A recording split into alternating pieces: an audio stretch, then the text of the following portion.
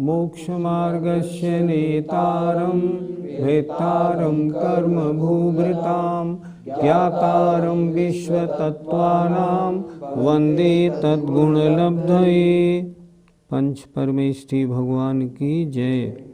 संत शिरोमणि आचार्य विद्यासागर जी महाराज की जय। पिछली पाठशाला में आपको याद है आपने क्या पढ़ा था? नहीं याद है तो मैं याद दिलाता हूँ। चारों आयु के आश्रव के कारणों पर चर्चा हुई थी। नरकायु, त्रेंचायु, मनुष्यायु और देवायु, इन चार आयु के आश्रव के क्या क्या कारण हैं। हमें उम्मीद है आपने उन पर अच्छी तरह चिंतन किया होगा। नरकायु और त्रेंचायु के आश्रव के कारण मुख्य रूप से आर्त और रौद्र ध्यान, उनसे बचने के लिए आपने कुछ मन बनाया होगा। और मनुष्य और देव आयु के आश्रव के कारणों में अपना मन लगाया होगा। अब आज अशुभ नाम कर्म और शुभ नाम कर्म की चर्चा उनके आश्रव के कारणों की जाएगी। पहले अशुभ नाम कर्म के आश्रव के कारणों को सुनते हैं। योग वक्रता विसंवादनम चाशुभस्य नाम्नः। योग वक्रता विसंवादनम चाशुभस्य नाम्नः। योग वक्रता विसंवादनम चाशुभस्य नाम्नः। योग वक्रता विसंवादनम चाशुभस्य नाम्नः। देखें जरा, योग वक्रता, योग माने मन वचन काय, वक्रता माने टेढ़ापना अर्थात कुटिलता, अर्थात मन वचन काय की कुटिलता। और विसंवादनम अर्थात विसंवादन। विसंवादन क्या कहते हैं? जो सही मार्ग पर जा रहा हो उसको सही मार्ग से हटाकर और निचले मार्ग पर ले आना। जैसे कोई पूजा पाठ में बहुत लगा रहता है, 2-3 घंटे लगाता है, उससे कहना भैया दुकान पे बैठो तो 4 घंटे 2 घंटे कुछ ज़्यादा बैठोगे तो आमदनी ज़्यादा होगी, क्या तुम पूजा पाठ में लगे रहते हो। ऐसे सही मार्ग पर चलने वाले को उस मार्ग से हटाना, इसे कहते हैं विसंवादनम। च और अन्य कार्य अशुभस्य नाम्नः, अशुभ नाम कर्म के आश्रव हैं। अशुभ नाम कर्म के आश्रव, अशुभ नाम कर्म किसे कहते हैं? जिससे खराब शरीर मिलता है, खोटी गति मिलती है, खोटा स्वर मिलता है, बदनामी होती है, वे सब अशुभ नाम कर्म के आश्रव, वे सब अशुभ नाम कर्म है। ऐसा अशुभ नाम कर्म जो हम नहीं चाहते, किन कारणों से मिलता है? योग वक्रता, मन वचन काय की कुटिलता। और विसंवादनम, मोक्ष मार्ग पर, सही मार्ग पर, धर्म मार्ग पर चलने वाले को उस मार्ग पर चलने से रोकना, इसे कहते हैं विसंवादनम। च शब्द क्यों दिया? च माने अन्य और भी कार्य, जैसे सप्त व्यसनों का सेवन करना, व्रतों को धारण नहीं करना, कषायों की तीव्रता होना, पापों में प्रवृत्ति होना, देव पूजन आदि में अपनी रुचि नहीं होना बल्कि अरुचि होना, आदि कार्यों से, मतलब जितने भी अशुभ कार्य हैं उनसे अशुभ नाम कर्म का आश्रव होता है। पंडित जी, पिछली कक्षा में आपने त्रियंचायु के आश्रम में मायाचार और कुटिलता बताया था, और यहाँ पर भी आपने मायाचार और कुटिलता अशुभ नाम कर्म में बताया। ये दोनों एक साथ कैसे हो सकते हैं? प्रत्येक जीव के प्रति समय 7 कर्मों का आश्रव होता ही है। फिर ध्यान से सुनना, प्रत्येक जीव के प्रति समय 7 कर्मों का आश्रव होता ही है, चाहे वो निगोदिया हो, चाहे स्वर्ग में सर्वार्थ सिद्धि के देव हो। 7 कर्मों का आश्रव होगा और जब आयुबंध का अपकर्ष काल होगा तो 8 कर्मों का आश्रव होगा। ये नियम है। अब हमने देखा कोई व्यक्ति मायाचारी कर रहा है तो उसके ज्ञानावरण कर्म का, दर्शनावरण कर्म का तीव्र बंध होगा, उसके असाता वेदनी का बंध होगा, उसके दर्शन मोहनी, चारित्र मोहनी का भी आश्रव बंध होगा, उसके अगर आयु का काल होगा तो त्रिंच आयु का आश्रव होगा, उसके नाम कर्म भी बंधेगा। तो नाम कर्म कौन सा बंधेगा? अशुभ नाम कर्म बंधेगा। गोत्र कौन सा बंधेगा? नीच गोत्र बंधेगा। अंतराय कर्म अशुभ बंधेगा। एक कार्य आप ये मत समझना कि कोई भी एक कार्य, जैसे मान लो हमने कहा, मान लो बहुआरंभ परिग्रह उत्तम नारकस्य आयुष्य, तो बहुत आरंभ बहुत परिग्रहवान पना जिस जीव के होगा उसके ज्ञानावरण का बंध भी होगा प्रति समय, दर्शनावरण का भी होगा, असाता वेदनी का होगा, चारित्र मोहनी दर्शन मोहनी का तीव्र होगा, आयु का अवसर मिलेगा तो नरकायु का होगा, नाम का अवसर मिलेगा तो अशुभ नाम का होगा। ऐसे सबको लगा लो। ये नहीं कि एक तरह के परिणाम से एक ही कर्म बनता हो, ऐसा नहीं समझना। अशुभ नाम कर्म के बाद अब शुभ नाम कर्म के आश्रव के कारणों पर विचार करते हैं। तद विपरीतम शुभस्य, बोलिए, तद विपरीतम शुभस्य, तद विपरीतम उससे विपरीत, उससे उल्टे, शुभस्य शुभ नाम कर्म के आश्रव के कारण हैं। किससे उल्टे? पहले सूत्र में जो बताया, पहले सूत्र में क्या बताया? योगों की कुटिलता अशुभ नाम कर्म का आश्रव है। अब यहाँ उल्टे अर्थात मन वचन काय की सरलता शुभ नाम कर्म का आश्रव है। विसंवादनम सही मार्ग पर चलने वाले को वहाँ से हटाने का प्रयत्न करना अशुभ नाम का आश्रव है। और सही मार्ग पर चलने वाले को और प्रोत्साहन देना और आगे बढ़ने के लिए बोलना या गलत मार्ग पर चलने वालों को सही मार्ग पर लगाने की कोशिश करना, ये शुभ नाम का आश्रव है। और चौ में अशुभ नाम में हमने क्या लिए थे? अर्थात सप्त व्यसनों का सेवन करना, 5 पाप में प्रवृत्ति, चुगलखोरी करना, दूसरों की निंदा करना, दूसरों के दोषों को देखना, कसायमयी प्रवृत्ति होना अशुभ नाम कर्म का आश्रव। इनसे विपरीत अर्थात धार्मिक प्रवृत्ति होना, देव पूजा, गुरुपास्ति आदि 6 कर्मों में लगना, सब जीवों से मैत्री भाव रखना, जीव मात्र पर दया रखना आदि शुभ परिणाम शुभ नाम कर्म के आश्रव हैं। फिर सूत्र एक बार देखें आप। तद विपरीतम, पहले सूत्र में जो अशुभ नाम कर्म के आश्रव बताए हैं उनसे उल्टे, अर्थात योग वक्रता का उल्टा मन वचन काय की सरलता, विसंवादन का उल्टा गलत मार्ग पर चलने वाले को सही मार्ग पर लगाने की कोशिश करना, सही मार्ग पर चलने वाले को और प्रोत्साहन देना, और 4 से अन्य शुभ धार्मिक कार्यों का संपादन, ये शुभ नाम कर्म का आश्रव है। पंडित जी, नाम कर्म की प्रकृतियों में शुभ और अशुभ, इनमें से कौन कौन सी शुभ हैं और कौन कौन सी अशुभ, ये बताएं। देखो, वैसे तो विस्तार बहुत हो जाएगा, कुछ थोड़ा सा इशारा आपको बताता हूँ। जैसे नाम कर्म की प्रकृतियाँ, पहले गति, गति 4, नरक, त्रियंच, मनुष्य और देव। इन 4 में नरक और त्रियंच अशुभ हैं, मनुष्य और देव शुभ हैं। जाति, जाति 1 इंद्री, 2 इंद्री, 3 इंद्री, 4 इंद्री, 5 इंद्री।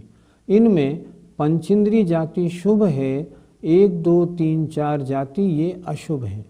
ऐसे लगा लो, जैसे पर्याप्तक शुभ है, अपर्याप्तक अशुभ है। जैसे सूक्ष्म अशुभ है, बादर शुभ है। जैसे सुस्वर शुभ है, दुस्वर अशुभ है। ऐसे लगा लो। पूरे नाम कर्म में समय ज़्यादा हो जाएगा, इसलिए मैंने संक्षेप में आपको इशारा कर दिया। नाम कर्म की शुभ प्रकृतियां और नाम कर्म की अशुभ प्रकृतियों का बंटवारा है। अशुभ नाम कर्म के अगर आप आश्रव के कारण करेंगे अशुभ नाम कर्म की प्रकृतियां आएंगी, शुभ के करेंगे तो शुभ की प्रकृतियां आएंगी। हमें क्या करना, हमें गति अच्छी चाहिए, शरीर अच्छा चाहिए, अंगोपांग, सहनन, संस्थान सब अच्छी चाहिए। तो हमें चाहिए हम मन वचन काय की सरलता रखें।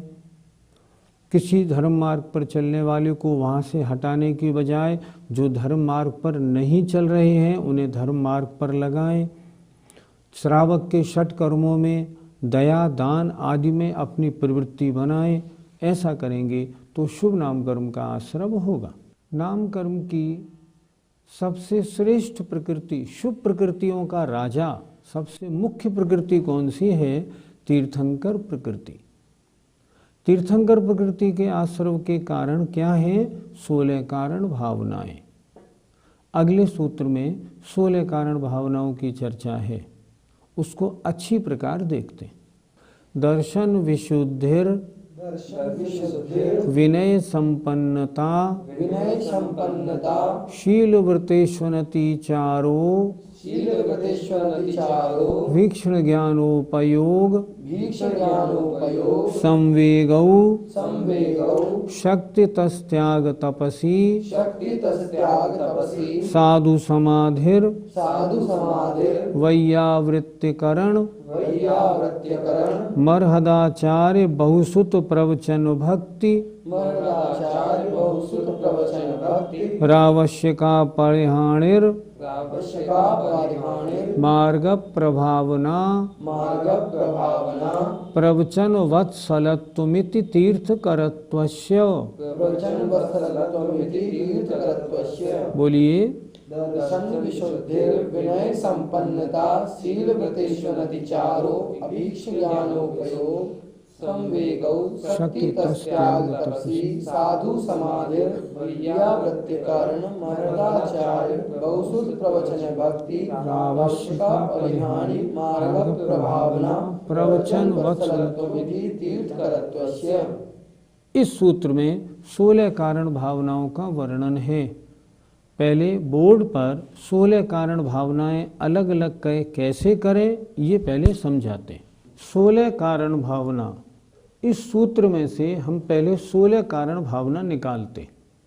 ध्यान से देखिए।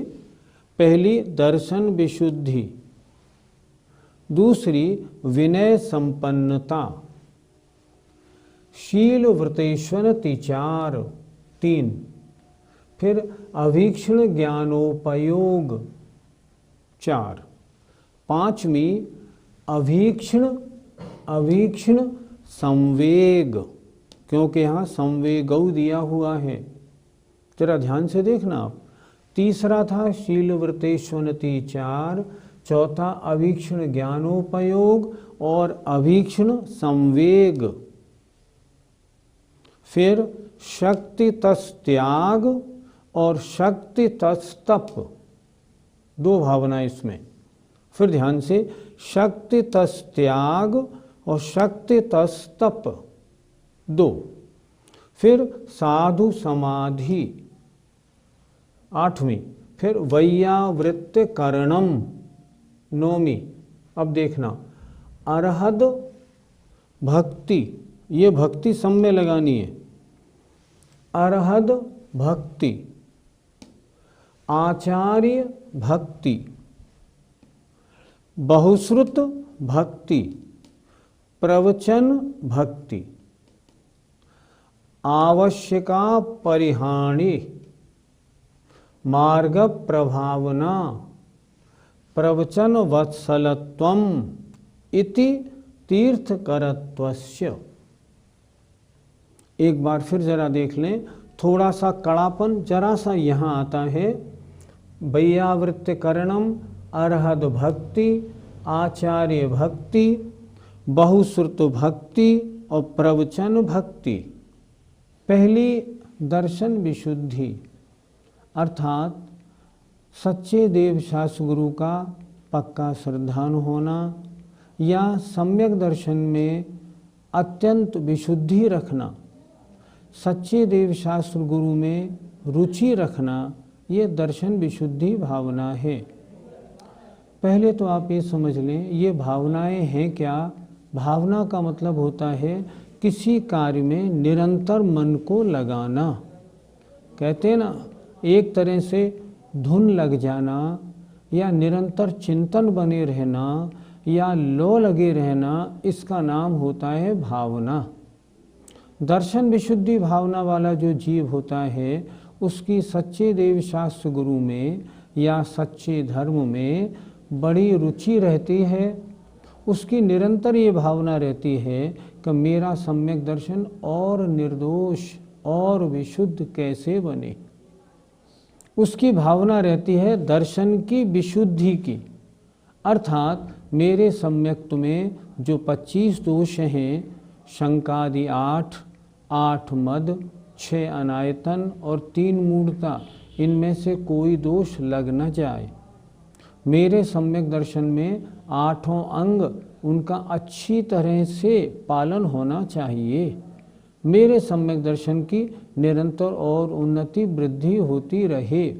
जिसको ऐसे निरंतर लो लगी रहती है, उसके दर्शन विशुद्धि नाम की भावना होती है। ये भावना सबसे महत्वपूर्ण भावना है। एक दर्शन विशुद्धि अकेली हो तो भी तीर्थंकर नाम कर्म जो प्रकृति है, उसका आश्रव हो सकता है। क्यों? क्योंकि इस दर्शन विशुद्धि भावना होने पर अन्य बहुत सी भावनाएं तो स्वयं पाई ही जाएंगी। और अगर दर्शन विशुद्धि भावना नहीं है तो तीर्थंकर नाम कर्म प्रकृति का आश्रय हो ही नहीं सकता, चाहे और भावनाएं हो तो हों। इसलिए सारी भावनाओं में सिरमौर है दर्शन विशुद्धि भावना, अर्थात सच्चे देव शास्त्र गुरु में अत्यंत रुचि होना, अपने सम्यक्त्व को निरंतर और निर्मल और पवित्र और विशुद्ध बनाने की परिणति रहना, इसका नाम है दर्शन विशुद्धि भावना। दूसरी भावना है विनय संपन्नता, अर्थात सम्यक दर्शन, सम्यक ज्ञान, सम्यक चारित्र, इन तीनों में, इन तीनों के कारणों में और इन तीनों के धारकों में अपना विनय भाव होना। सम्यक दर्शन, सम्यक ज्ञान, सम्यक चारित्र महान हैं, इनके कारण ये हैं, ये बड़े महान हैं और इनके धारण करने वाले भी महान हैं, अतः मैं इनकी विनय करता हूँ। ऐसी विनय संपन्नता होना। शील व्रतेषु अनतिचार, मेरे शील और व्रतों में, शील माने श्रावक की अपेक्षा 3 गुणव्रत 4 शिक्षाव्रत, व्रत माने अणुव्रत, मेरे शील और व्रतों में अतिचार न लगे। शील व्रतेषु अनतिचार, ऐसी निरंतर भावना रहना, अगर मैं ये काम करूँगा तो मेरे इस व्रत में दोष लग जाएगा, अतः ये कार्य मुझे नहीं करना। शील व्रतेषु अनतिचार। अभीक्षण ज्ञानोपयोग, अभीक्षण माने निरंतर ज्ञान में उपयोग लगाना, अर्थात ज्ञान की आराधना में दत्त चित्त वाला हो। अभीक्षण, अभीक्षण माने निरंतर, और ज्ञानोपयोग अर्थात ज्ञान में उपयोग लगाने वाला। अभीक्षण संवेग, संवेग कहते हैं संसार से भयभीतपना। धर्म और धर्म के कार्यों को अच्छा माने, पाप और पाप के कार्यों को बुरा माने। पाप और पाप का फल बुरा होता है, धर्म और धर्म का फल अच्छा होता है। संसार से भयभीत रहता है। कब? अभीक्षण, निरंतर। निरंतर संसार से भयभीतपना अभीक्षण संवेग नाम की भावना है। शक्ति तस्त्याग, अपनी शक्ति के अनुसार जो त्याग, दान आदि में प्रवृत्ति करने वाला हो निरंतर, और उसमें भी दोष नहीं लगने दे। शक्ति तस् तपसी, अपनी शक्ति को न छिपाकर जो 12 तपों को तपने वाला हो। गृहस्थ के भी षटकर्मों में तप है और मुनि के भी जो उत्तर गुण है उनमें तप है। जिसको अपने शरीर और आत्मा का भेद विज्ञान है, वो बड़ा मन लगाकर तपस्याओं को करता है।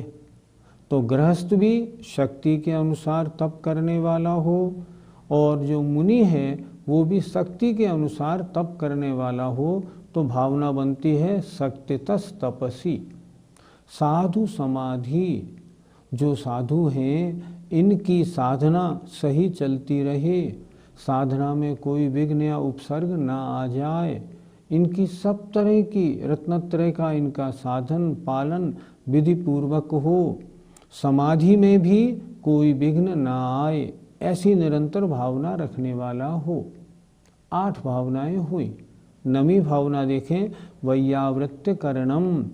अगर किन्हीं मुनि श्रावक आदि को रोग आदि लग जाते हैं तो उनकी सेवा, इनका रोग कैसे दूर हो, कैसे मैं इनका किसका इलाज कराऊं ताकि ये निरोग हो जाए और अपनी साधना अच्छी कर लें, ऐसी निरंतर भावना रखने वाले हो।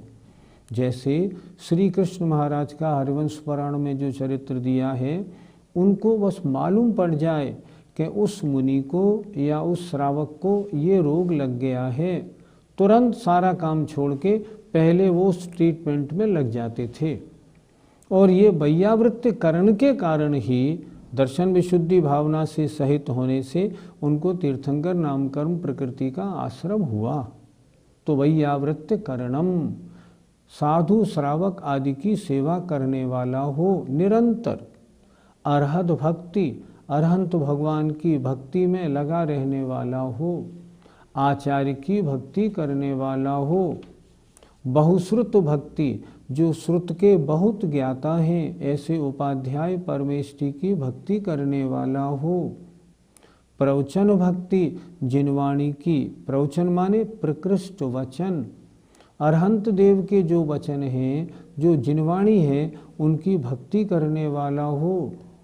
आवश्यक अपरिहाणी, श्रावक के 6 आवश्यक या मुनि के जो 6 आवश्यक हैं, उन अपने अपने आवश्यकों का समय पर करना, मन लगाकर करना और पूरे करना, किसी में कोई कमी नहीं आने देना, ऐसा आवश्यकों का पालन करने की भावना वाला हो।